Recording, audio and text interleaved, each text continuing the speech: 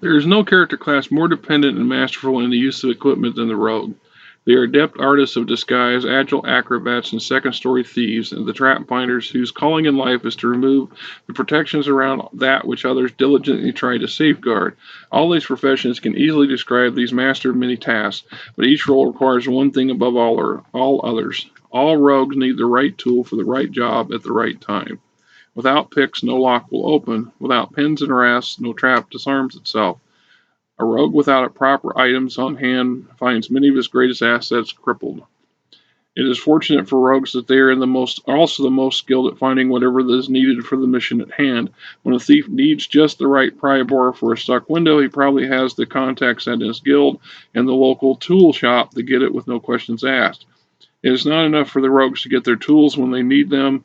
Rogues usually have to make sure that no one knows they needed them in the first place. Intimidation, bribes, mutual exchanges of favors can secure silence and ensure a ready source of supplies far better than the dagger in the back, since the dead merchant cannot sell you the tool you need in the next time you require it. Yeah. The Honor Among Rogues chapter is a wide variety of special items rogues might find interested in. The world of rogue can be a complicated place, and one never knows when a vial of ashen powder or a bag of fumblers will spell the difference between freedom and a night in the city prison. Even those rogues who do not pursue illegal activities will find they can use in this chapter, as every skill of import to a rogue is catered by its selection. Okay. This is my continuation of my review of the Ultimate Equipment Guide, Supplementary Rulebook number 3 for the D20 system, produced by Yahoo's Mongoose Publishing. Right, this is actually one of the most extensive equipment guides I've run across to date. While I have several others from different game genres and from different eras of Dungeons and Dragons, this one here has some pretty interesting material in it that some stuff I've never seen before, and others I've had players ask about, and we had to ad lib or to kit bash them on the spot.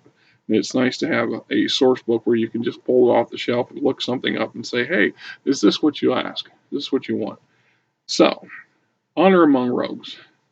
While most rogues rely on their wits and agility to escape from dangerous situations, the right tool at the right time, blah blah blah. So we got things like acid and armor cracker, is a small hollow metal bead containing a tightly compressed iron spring invented by a clever goblin skirmisher for use against heavily armored dwarf troops.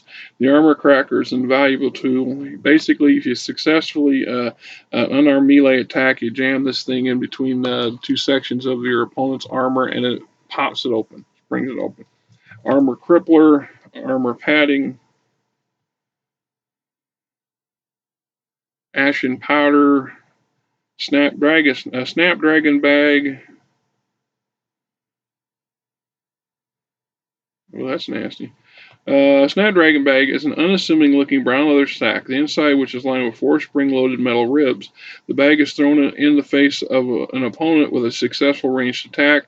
The sudden impact releases the spring loaded ribs, which snap forward to enclose the victim's head, unless he can avoid the trap with a successful reflex save.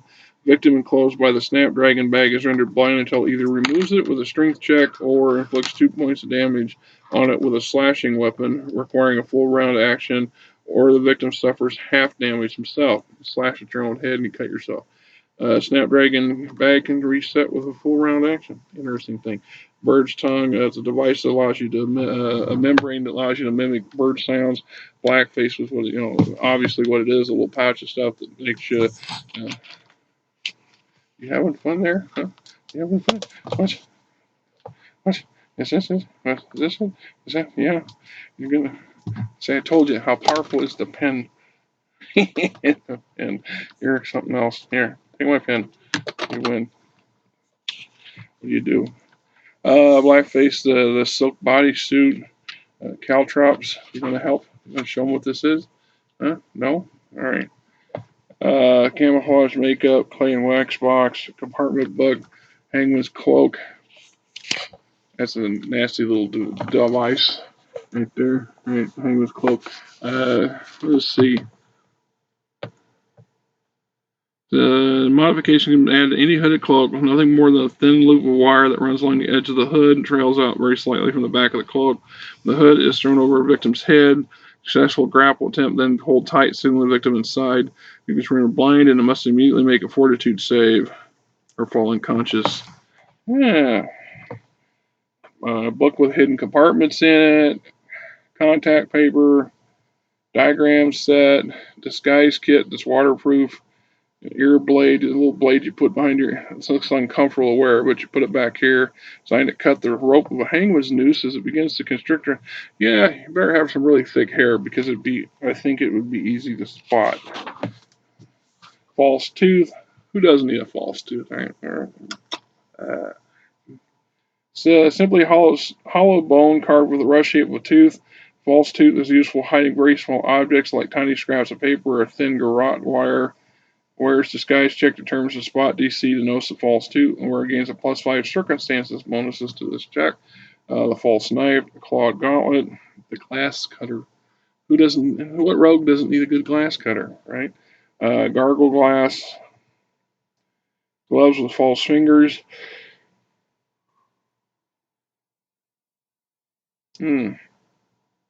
False finger gloves are leather gloves to which a hard metal extension has been added, effectively extending the fingertips by 1 inch. The false fingers are useful for 2 purposes. First, they add a +1 circumstances bonus to all saves against needle traps when a rogue attempts to disable a trap or pick a lock. Second, they can be used to store small scraps of paper or tightly bundled garrote wires. I imagine in some cases you could have a wizard hiding components in there or something. False flesh gloves that look like hands, basically skin.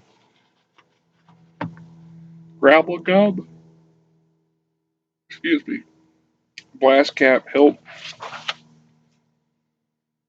removable hilt, horse nails, ice flow oil, gel break tools, jellyfish paste.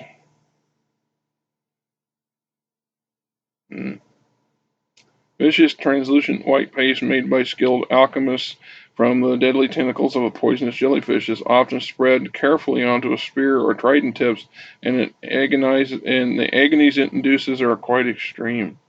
Let's see. Contact poison, DC 15, paralyzation, and a 1d8 constitution, and a 1d6 dexterity loss. Kill picks.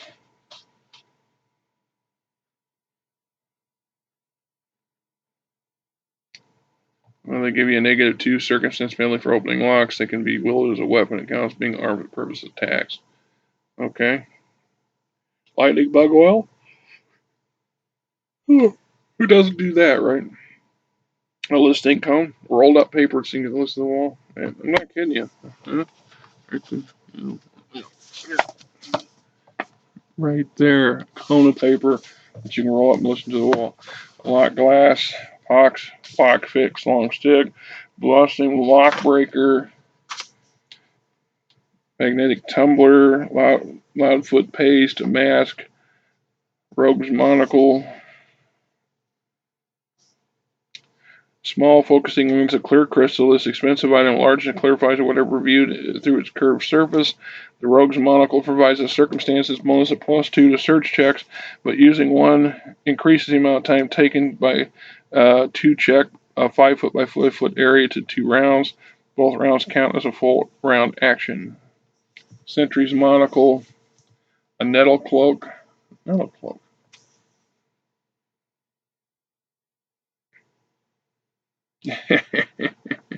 Yeah, turned you into a porcupine.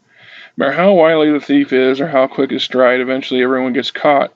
A rogue wearing a nettle cloak can assure that anyone apprehending him regrets it. When the wearer of the nettle cloak is the target of a grapple check, the long steel spikes thrown into him and the collar drive into the attacker, causing severe pain and damage. Nettle cloak inflicts 1d6 piercing damage to a grappling creature, forces it to re-roll in the initial grapple check. If this second roll is also successful, nettle cloak has no further effect. Oilskin bodysuit, pin ring, powdered tears, the climber's quiver.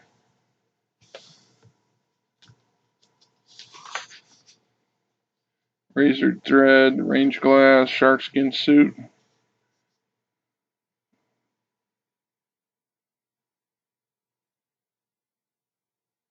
Well, somebody grabbing you will get a 1d6 slashing damage each time the round grapples a wearer. On the other hand, the wearers of the shark skin suit gain a +4 circumstances bonus to climb checks. Makes sense.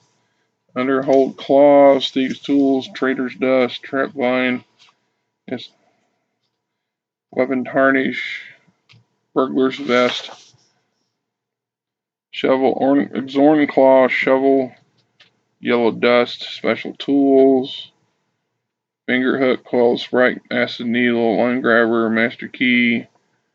Yeah, lots of nice and nifty little tools and doodads, specialty items that make sure it would allow your rogue to be a little more different than the average thief, right?